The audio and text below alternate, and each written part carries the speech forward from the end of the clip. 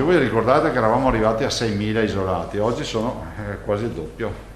Cioè la punta minima è stata, il punto basso è stato 6, quindi il dato di oggi è che abbiamo raddoppiato le persone isolate rispetto al picco minimo. Raddoppiano le persone in quarantena in Veneto, ma scendono i posti letto occupati in ospedale. 9 pazienti sono stati dimessi nelle ultime 24 ore. L'epidemia di Covid dell'estate 2021, quella che qualcuno ha già iniziato a chiamare quarta ondata, presenta caratteristiche ben precise. Alta contagiosità, molti casi, la maggior parte asintomatici, tasso di ospedalizzazione però mai così basso. L'ondata oggi in corso ha caratteristiche che sono assolutamente anomale rispetto alle ondate che abbiamo vissuto.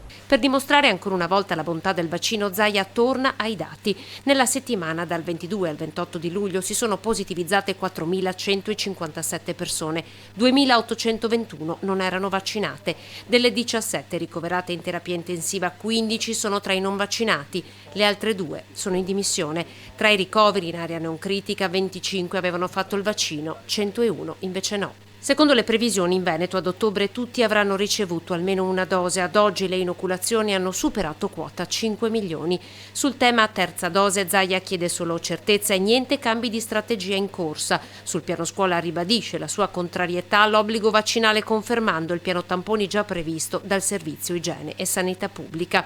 È il tema dei Novax, il più spinoso anche per il Presidente, con la partecipazione ad una delle manifestazioni anche da parte di alcuni leghisti. Il dibattito ci sta il sale della democrazia e penso che il grande valore che deve essere riconosciuto al partito al quale sono iscritto è quello che comunque non c'è, come si può dire, non c'è una dittatura nella quale, che impone il pensiero unico. Dopodiché è nota l'azione degli amministratori che hanno fatto tutto il possibile per dare le risposte ai cittadini. A Conegliano, dove il presidente Luca Zaia era poco prima, il nostro Lucio Zanato ha risposto anche in merito alle manifestazioni convocate per domani pomeriggio in tante piazze del Veneto. Non abbiamo bisogno di conflitto sociale, abbiamo bisogno che la piazza sia unita per uscire da questo Covid. Dopodiché i disagi ci sono, non ci divertiamo e soprattutto vorrei dirlo anche da vaccinato che nessuno si diverte a farsi il vaccino.